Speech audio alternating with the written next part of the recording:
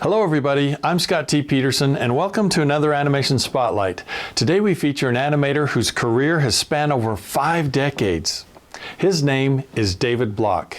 It's been my great pleasure to work with Dave over the years on a number of projects. One of my treasured possessions is a couple of animated tests that he did for a Little Mermaid sequence in Disney Princess Enchanted Tales. He directed those. I'm going to flip them for you. This cute little squid animation of his always reminds me to keep things loose and fluid and to strictly follow arcs.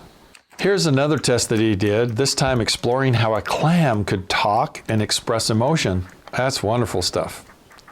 In every drawing, you can see his many years of experience.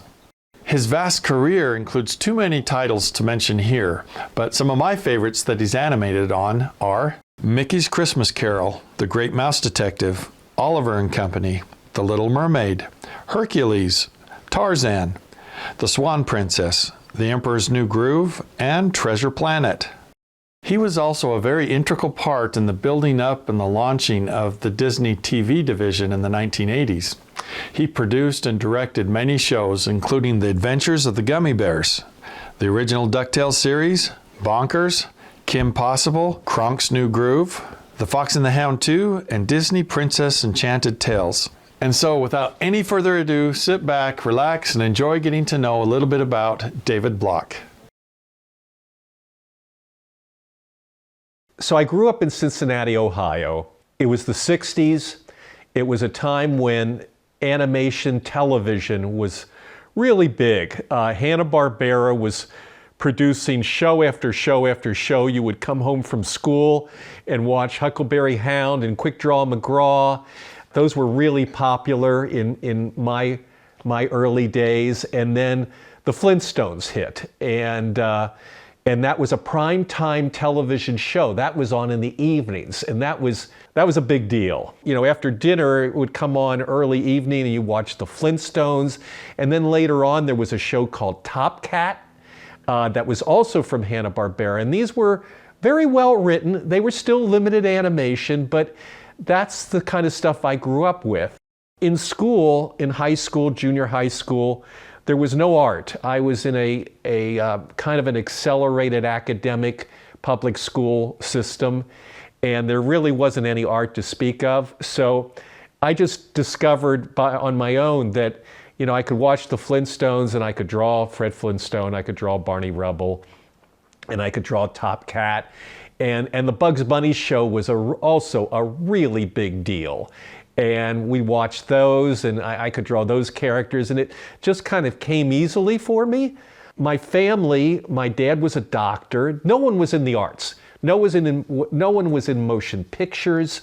My brother, however, he was interested in art, actually more so than I was. So I graduated from high school with really no idea of what I was going to do with my life. Actually, I thought I was going to be a lawyer because that's kind of the background I came from. I wasn't going to go into medicine, but it just seemed like the right thing to do when in fact I had no passion for it. So I went off to Bowling Green State University. It's a liberal arts college in northern Ohio. And what happened there was I was an American history major.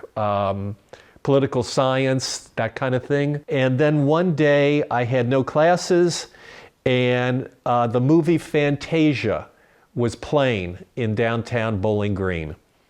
And I just decided to go by myself to an afternoon matinee, watched the movie, and really had some kind of spiritual moment watching the movie, and really had an epiphany.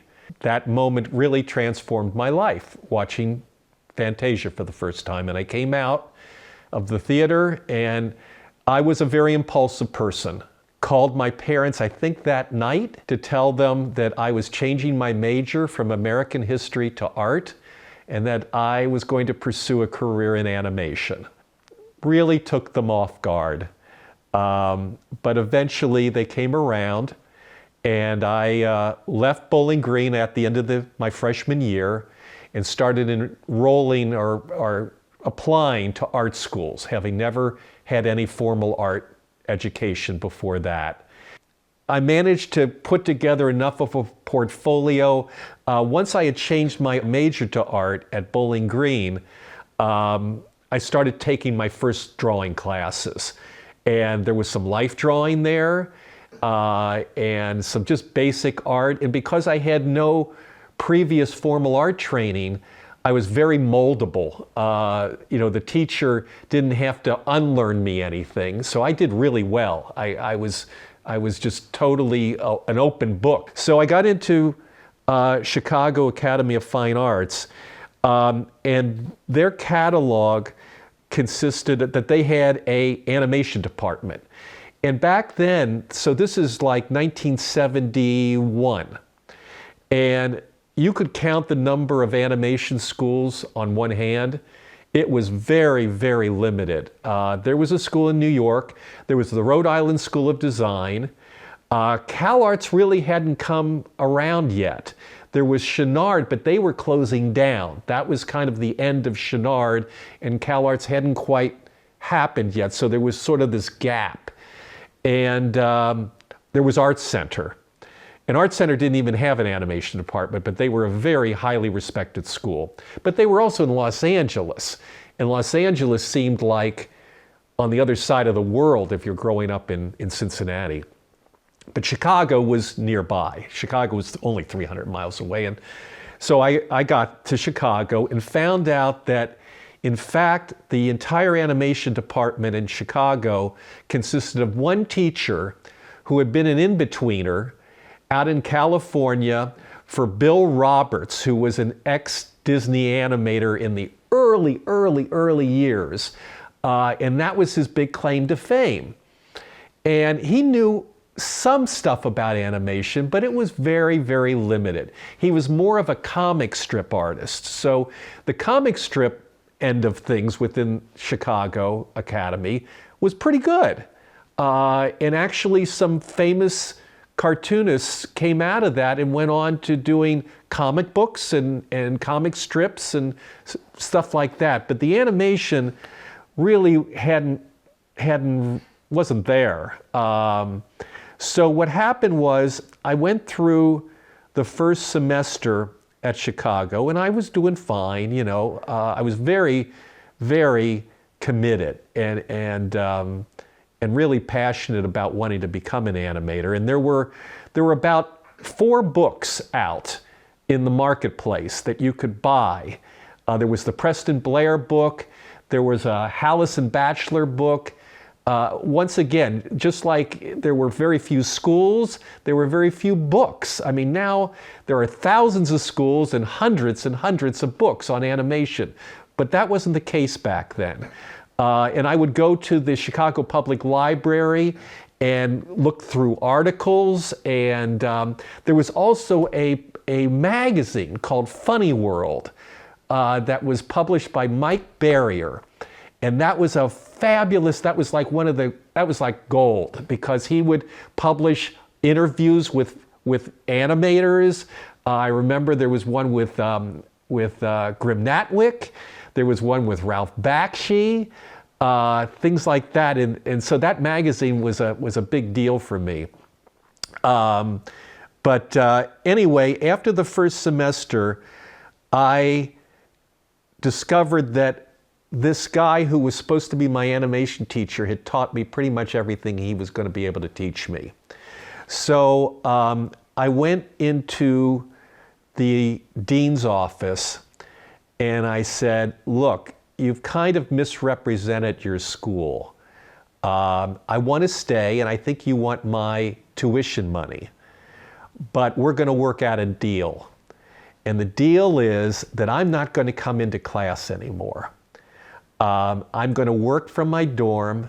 I'm going to work up a film, and you're not going to see me for a semester. But at the end of the semester, I will come in with my film, with my work, show it to you, and you can grade it accordingly.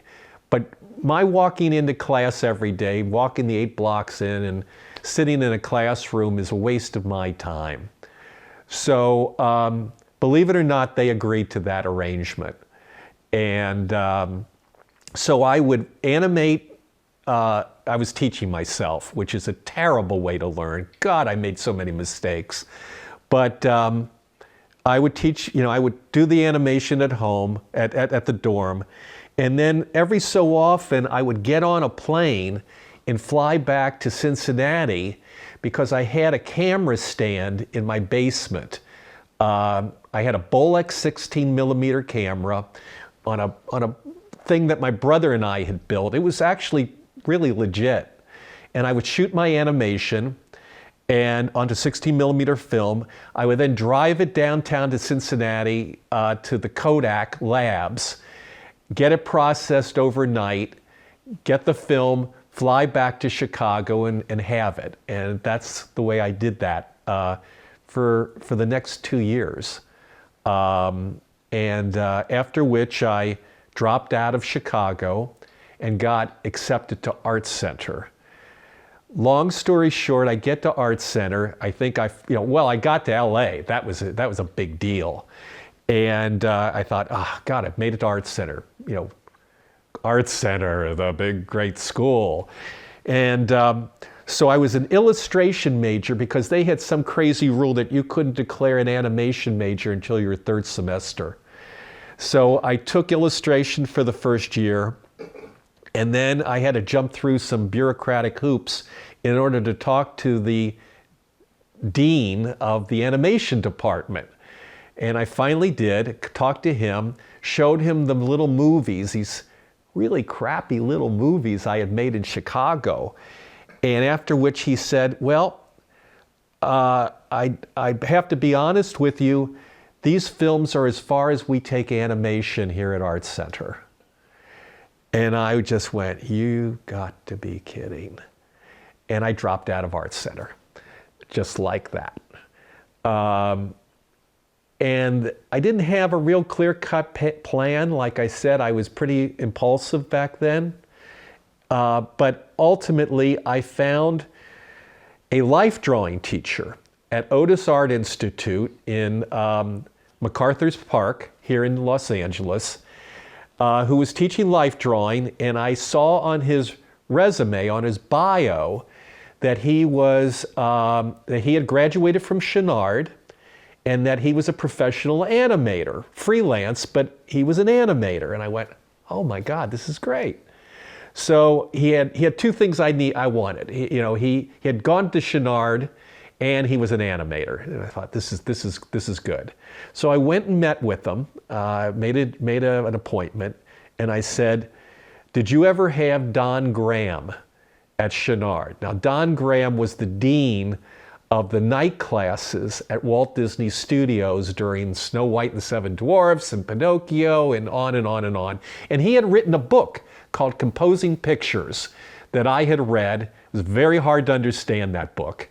But anyway, that was, he was an important person in the whole scheme of the history of animation. So his name was Alan Zaslov, this life drawing teacher. And he said, what I teach in my life drawing classes is everything Don Graham taught me at Chouinard. And I went, great, this is great. So I took Alan's class, and I did well in his class. And when the class came to an end, at the end of the semester, Alan walked by my desk and dropped a phone number on me and said, call this guy. His name is Ben Washam. And to this day, I still remember Ben's phone number. Ben Washam was this incredibly great animator who had worked for Chuck Jones at Warner Brothers, Termite Terrace, all that stuff. Worked alongside Ken Harris. Benny was a really great animator who, for reasons I'm not really sure, he never quite got his just due. I mean, if you really know the Warner Brothers cartoons, you know who Ben Washam is. But he wasn't as famous as like the Disney 9 Old Men or anything. But Benny was a great, great animator. And he was giving back something to the business. And when I say that, Ben was conducting a private class in his home one night a week in his studio for selected people. And back when you had to sort of know someone to get into the class. You sort of needed that phone number. And there were only 7 people in the class when I came in. I was the new kid, but there were only 7 of us. And Benny just taught in a way that made animation so much fun. So Benny in his career had done Bugs and Daffy and Roadrunner and Pepe Le Pew and Porky Pig, and he had worked exclusively for Chuck Jones. And then when Chuck broke away from Warner Brothers and started doing other shows like Rikki Tikki Tavi and The Grinch, and Benny was involved in all of that. And at the time that I met Benny, he wasn't working for Chuck, although if Chuck came up with a project, Benny usually would jump over and do it freelance. Benny was permanently employed by Jay Ward Productions. And Jay Ward was really famous for Rocky and Bullwinkle and Dudley Do-Right. And Benny had a full-time gig animating the original Captain Crunch commercials. So we'd go up to Benny's house and he'd have all these great assignments to do with Tom and Jerry and Daffy Duck and Captain Crunch, and he would tell the greatest, funniest stories you ever heard about the old days. It would just leave you with your mouth hanging open. They were just such great stories, and he could tell these stories so well. And there was kind of this unwritten thing that Benny had going in the class, that if you could reach a certain level of competence, he would get you an interview at Chuck Jones's studio for a job. Because the only place that was harder to get a job than Chuck Jones was Disney. Because you almost needed a letter of introduction just to get an interview with Chuck Jones. That's how hard it was. Fast forward like 6 months, and I did this test on my own where Daffy is doing ballet, and his leotard falls down, and Benny liked it a lot, and then arranged for me to have an interview with Chuck Jones. I was very excited. I mean, Chuck Jones was a god. I was very excited about meeting him, and his studio was over literally on the corner of Sunset and Vine, which is like iconic. And it was in an office building. It was I don't know how many floors there were, but he was on a upper floor. So I go up there, with just shaking, and go in with my portfolio, and the secretary says, "Oh yes, Mr. Block." And she says, "Let me, take the portfolio." And she says, "We'll give you a call." So no interview with Chuck Jones, no meeting Chuck Jones. It was pretty disappointing. I'm giving it to the secretary, and I'm basically saying, come back in 3 days. So, they kept the portfolio. You have no idea if he even looks at it. But I got a call back. They said, "Come and get your portfolio. Chuck really liked it, but he doesn't have any spots right now." So I spent the whole summer looking for jobs. And there were some wonderful experiences in that. It's a very humbling experience because you're young, you're new. They say, you call up and they say, "Well, do you have any experience?" "No, would be my first job." "Well, we can't hire you unless you got experience." It's this catch-22. But I met Bob Clampett and I met June Foray during that summer. And I had a job interview with Tex Avery, which was unbelievable. And finally, at the end of the summer, I heard that, there was the San Diego Comics Convention, which was very, very different than it is now. I mean, now it's become this industry-wide phenomenon that, thousands and thousands and thousands of people go to every year, and every studio shows up for it, and they bring all their big guns, and it's a big deal. But back then, it was very, very small, and the convention really consisted of large card tables being set up and boxes of comic books being put on top of them, and that's all it was. It was really very modest. But Chuck Jones was going to give a talk. And so my brother and I drove down, because I didn't get to meet him at an interview, but at least I'll get to see him talk. And so we did see Chuck Jones give a talk, and afterwards I had enough guts to go up and introduce myself to him and say, we never met, but I did bring my portfolio in, aka, Ben Washam recommended me. And he remembered, and he said, oh yes, that was a nice portfolio. Would you like to start on Monday? And that was life-changing. And the project was Rikki Tikki Tavi, which was a series of Roger Kipling stories.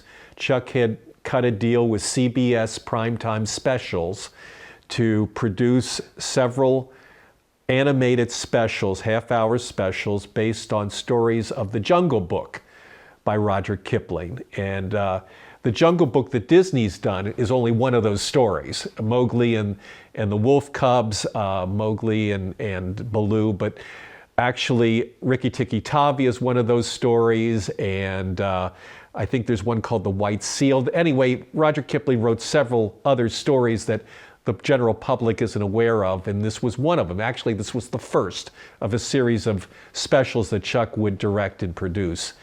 And I got my first job working for Chuck Jones. He had only really, really good people working for him.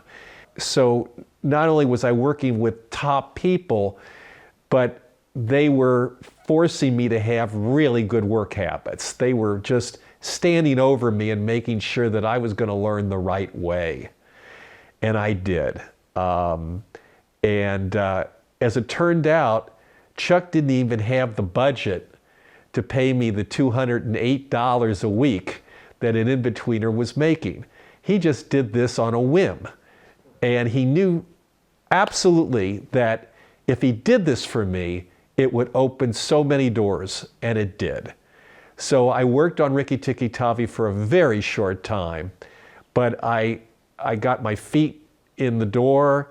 I was taught some really good work habits, and I made some wonderful new mentor friends by working for Chuck. And that's something I want to point out. I am not the product of an art education, of a strong animation art education. I am the product of mentorships.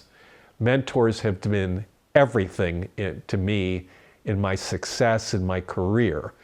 Ben Washam was my first mentor. These people at Chuck Jones, Retta Davidson, Bob Tyler, Hal Ambro, they were my next set of mentors. Then I moved on, and a guy named Abe Levito became my next employer, and he was a protege of Chuck Jones. So I stayed in the world of Warner Brothers big guns, but Abe Levito became my next mentor. Then I worked for Richard Williams, and eventually I got to Disney in 1977, and Eric Larson became my next and really my last mentor.